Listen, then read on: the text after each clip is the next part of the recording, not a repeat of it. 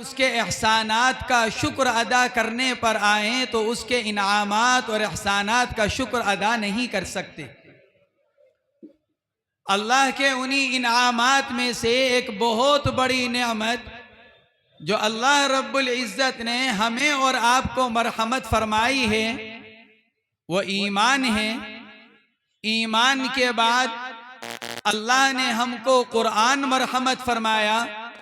اللہ نے اور دیگر نعمتیں مرحمت فرمائی۔ انہی بڑی نعمتوں میں سے ایک بڑی نعمت وہ ہے جو اللہ نے ہمیں اور آپ کو اولاد کی شکل و صورت میں مرحمت فرمائی ہے۔ یہ اللہ کی اتنی بڑی نعمت ہے کہ اس نعمت کا اندازہ ہم لوگ نہیں کر پاتے، بلکہ اس نعمت کے بارے میں اگر ہم ان لوگوں سے معلوم کریں جن کو اللہ نے اس نعمت سے اب تک محروم رکھ رکھا ہے تو ہمیں معلوم ہوگا کہ اولاد اللہ کی کتنی بڑی نعمت ہے۔ ہمارے پاس چونکہ یہ نعمت موجود ہے اس لیے ہمیں اولاد کی نعمت کا اندازہ نہیں ہے۔ اللہ نے اپنے فضل و کرم سے ہم کو یہ نعمت مرحمت فرمائی ہے، اور جتنی بڑی نعمت ہوتی ہے اللہ رب العزت کی طرف سے اس کی اتنی ہی بڑی ذمہ داری بھی ہوتی ہے۔ ہمارے اوپر اولاد کی ذمہ داری یہ ہے، اللہ رب العزت ارشاد فرماتے ہیں قُوْ أَنفُسَكُمْ وَأَهْلِيكُمْ نَارًا، اے ایمان والو اپنے آپ کو جہنم کی آگ سے بچاؤ اور اپنی اولاد کو جہنم کی آگ سے بچاؤ۔ یہ ہمارے اوپر ذمہ داری ڈالی گئی ہے کہ ہم نے تم کو یہ دولت مرحمت فرمائی ہے اولاد کی، تو تمہارے اوپر اس کی بھی ذمہ داری ہے کہ اپنی اولاد کو جہنم کی آگ سے بچاؤ۔ جہنم کی آگ سے بچانے کی واحد صورت یہ ہے کہ ہم اپنی اولاد کو دین کا علم دینے والے، دینی تربیت کرنے والے، ان کی اخلاقی تربیت کرنے والے بنے۔ اگر ہم اپنی اولاد کی دینی تربیت کریں گے، اگر ہم اپنی اولاد کو دین کا علم دیں گے، اگر ہم اپنی اولاد کے عقائد کو صحیح کریں گے، اگر ہم اپنی اولاد کے اخلاق کو سنواریں گے اور ان مدارس اور مکاتب کے ذریعے سے ان کو ایک سچا اور پکا مسلمان بنائیں گے تو ہماری اولاد آخرت میں جہنم کے عذاب سے بچے گی،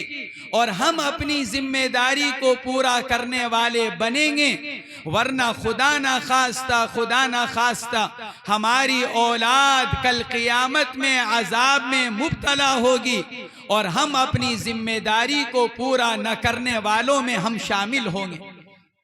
اس لیے میرے دوستو، بزرگوں اور بھائیوں، یہ ہماری جو یہ مجلس ہے، ہمارا جو یہ اجلاس عام ہے جس میں آپ حضرات شرکت کر رہے ہیں، یہ کس عنوان پر ہے؟ دینی تعلیم کی اہمیت پر، اس کو بتلانے پر کہ ہمارے اوپر یہ ذمہ داری ہے کہ ہم اپنی اولاد کی دینی تربیت کرنے والے بنیں، ہم اپنی اولاد کو دینی تعلیم دلوانے والے بنیں، اور ہم اپنی اولاد کو ایک سچا پکا مسلمان بنانے والے بنیں۔ حدیث پاک کے اندر اللہ کے نبی علیہ السلام کا ارشاد ہے، کوئی باپ اپنی اولاد کو اس سے بہتر ہدیہ نہیں دے سکتا کہ وہ اپنی اولاد کی بہترین تربیت کرے اور اپنی اولاد کو بہترین آداب سکھلائے۔ چنانچہ روایات کے اندر واقعات آتے ہیں، حضرت عمر ابن ابی سلمہ رضی اللہ تعالی عنہ جو ام المؤمنین حضرت ام سلمہ رضی اللہ تعالی عنہا کے بیٹے ہیں، حضور پاک علیہ السلام کی تربیت میں تھے، خود فرماتے ہیں میں چھوٹی عمر کا بچہ تھا، اللہ کے نبی علیہ السلام کے ساتھ کھانا کھا رہا تھا، ایک ہی برتن میں، ایک بڑی پلیٹ میں، اور میرا ہاتھ کھانا کھاتے ہوئے کبھی پلیٹ میں اس طرف جاتا، کبھی پلیٹ میں اس طرف جاتا۔ اللہ کے نبی علیہ السلام نے میری اس حالت کو دیکھ کر ارشاد فرمایا، یا غلام سم اللہ وکل بیمینک وکل مما یلیک، اے بیٹے اللہ کا نام لے کر کھاؤ، داہنے ہاتھ سے کھاؤ اور اپنے سامنے پلیٹ میں سے کھاؤ۔ کیا مطلب؟ یعنی حضور پاک علیہ السلام نے ان کی تربیت فرمائی، آپ نے ان کی رہبری اور رہنمائی فرمائی۔ حالانکہ حضرت عمر ابن ابی سلمہ رضی اللہ تعالیٰ عنہ کم عمر ہیں، چھوٹے بچے ہیں، لیکن اللہ کے نبی علیہ السلام چونکہ یہ جانتے ہیں کہ بچے کو کم عمری میں جو بتلایا جاتا ہے، بچے کو کم عمری میں جو سمجھایا جاتا ہے اور اس کو جو تعلیم دی جاتی ہے، بچہ بڑا ہو کر اسی کے مطابق زندگی گزارتا ہے۔ آج تو یورپ کی نئی تحقیق، نئی ریسرچ یہی ہے، یورپ یہ کہتا ہے کہ بچے کی پرورش سے لے کر 8 سال کی عمر تک کا زمانہ ایسا ہے کہ بچے کو اس عمر میں جو بتلایا جاتا ہے، جو سکھلایا جاتا ہے، بچے کا ذہن اسی کو قبول کرتا ہے، اور بچہ آگے چل کر جو اس عمر میں اس کو بتلایا جاتا ہے اسی کے مطابق اپنی زندگی گزارتا ہے۔ اس لیے حضور پاک علیہ السلام نے ہم کو یہ تعلیم دی کہ تم بچپن میں اپنے بچوں کی دینی اور ایمانی اور اخلاقی تربیت کرو، ان کو شروع سے ہی ان کو قرآن پاک پڑھاؤ، ان کو دین کی تعلیم دلواؤ، ان کو اخلاق ان کے صحیح کرو، تاکہ تمہاری یہ اولاد تمہارے لیے دنیا میں بھی تمہاری نیک نامی کا ذریعہ بنے، اور کل آخرت میں بھی اللہ رب العزت تمہاری اس نیک اولاد کے ذریعے سے تمہاری مغفرت کرے اور تمہارے درجات کو بلند کرے۔ لیکن آج میرے دوستوں، بزرگوں اور بھائیوں، اگر ہم مسلمان اگر کسی چیز کی طرف سے غفلت میں پڑے ہوئے ہیں تو وہ اپنی اولاد کی طرف سے پڑے ہوئے ہیں۔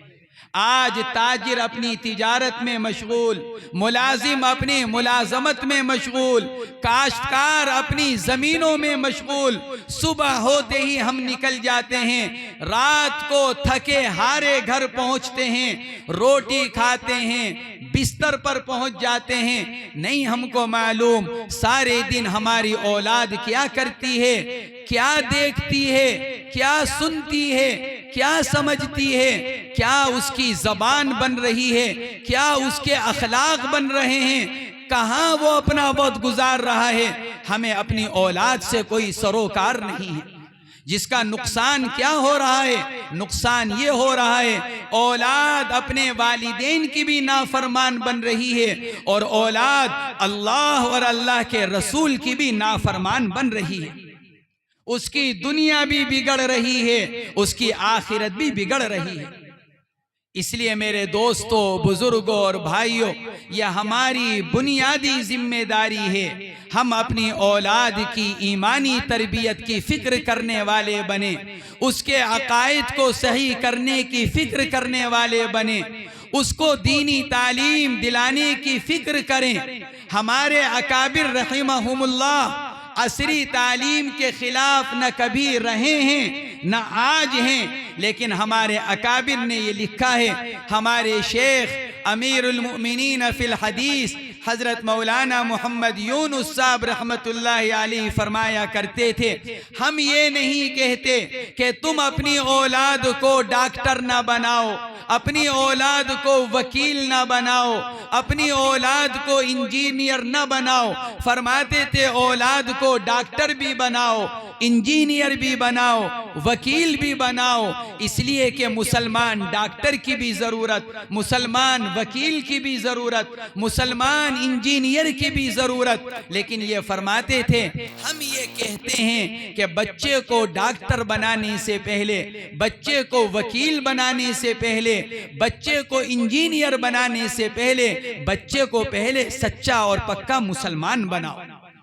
پہلے بچے کو وہ دینی تعلیم دے دو، وہ بنیادی تعلیم دے دو کہ جس سے ہمارا بچہ مسلمان بن جائے، پھر وہ زندگی کے چاہے جس شعبے میں چلا جائے، چاہے کسی بڑی سے بڑی یونیورسٹی میں چلا جائے، لیکن ہمارا بچہ مسلمان بن کر زندگی گزارے۔ یہ ہمارے مدارس، یہ ہمارے مکاتب جو ہمارے دین کے قلعے ہیں، جو ہمارے اکابر رحمہم اللہ نے اب سے 150 سال پہلے اس لیے قائم کیے تھے جب انگریز نے یہ کہا تھا ہم یہ چاہتے ہیں کہ مسلمانوں کی آئندہ آنے والی نسل ظاہر کے اعتبار سے ہندوستانی ہو اور اندرون کے اعتبار سے انگریز اور عیسائی ہو۔ اس وقت ہمارے اکابر رحمہم اللہ نے یہ جواب دیا تھا ہم ان مدارس اور مکاتب کو قائم کر کر ہم یہ چاہتے ہیں ہماری آئندہ آنے والی نسل ایسی ہو جو ظاہر سے بھی مسلمان ہو اور باطن سے بھی مسلمان ہو۔ 150 سال پہلے ہمارے اکابر نے ان مدارس کو قائم کیا۔ دارالعلوم دیوبند قائم کیا گیا، مظاہر علوم سہارنپور قائم کیا گیا۔ کس لیے؟ تاکہ ہم اور آپ یعنی ہماری نسلیں آنے والی وہ مسلمان بن کر زندگی گزار سکے۔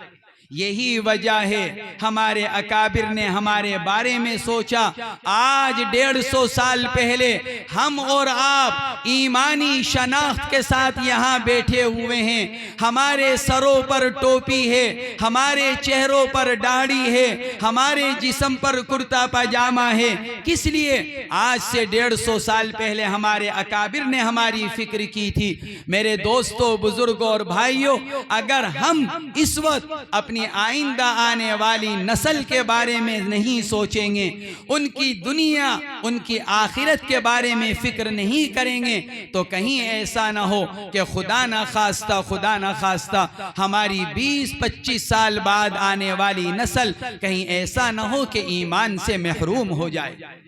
اس لیے میرے دوستو، بزرگوں اور بھائیوں، ان مدارس کے ذریعے سے ہم اپنی اولاد کو دین کی تعلیم دلوائیں، ان مکاتب کے ذریعے سے ہم اپنی اولاد کو قرآن پاک پڑھوائیں تاکہ ہماری اولاد مسلمان بن کر زندگی گزارنے والی بنے۔ اور اللہ نے ہمارے اوپر جو ذمہ داری ڈالی ہے، قُوْ أَنفُسَكُمْ وَأَهْلِيكُمْ نَارًا، کہ خود بھی اپنے آپ کو جہنم کی آگ سے بچاؤ اور اپنی اولاد کو بھی جہنم کی آگ سے بچاؤ۔ ہم اپنی اس ذمہ داری کو پورا کرنے والے بن جائیں۔ میرے دوستو، بزرگوں اور بھائیوں، آج ہم اپنی اولاد کے بارے میں اگر سوچتے بھی ہیں تو صرف اس کی دنیا کی فکر کرتے ہیں، اس کی دنیا کے بارے میں سوچتے ہیں، یہ چاہتے ہیں ہمارا بچہ دنیاوی اعتبار سے پڑھا لکھا ہو جائے، دنیاوی اعتبار سے ترقی کرنے والا بن جائے، دنیاوی اعتبار سے کھانے کمانے والا بن جائے۔ لیکن میرے دوستو، بزرگوں اور بھائیوں، ہم میں سے 99% یہ نہیں سوچتے کہ یہ دنیا کی زندگی عارضی زندگی ہے، یہ بھرے پیٹ پر بھی گزر جائے گی، خالی پیٹ پر بھی گزر جائے گی، مسائل کے ساتھ بھی گزر جائے گی، فراوانی اور وسعت کے ساتھ بھی گزر جائے گی، لیکن آخرت کی زندگی کا معاملہ بہت نازک ہے۔ مرنے کے بعد کی زندگی ہمیشہ رہنے والی زندگی ہے۔ میری اولاد کا آخرت کی زندگی کا کیا ہوگا، ہم اور آپ اس کے بارے میں نہیں سوچتے، اس کی فکر نہیں کرتے، اس لیے ہم اپنی اولاد کو دین کی تعلیم نہیں دلواتے۔ اس لیے میرے دوستو، بزرگوں اور بھائیوں، یہ ان اہل مدارس کا ہم پر احسان ہے کہ انہوں نے مدارس قائم کیے۔ مدارس قائم کر کر یہ ہم سے یوں کہتے ہیں، اللہ نے تمہارے اوپر جو ذمہ داری ڈالی ہے، تمہاری اولاد کی دینی اور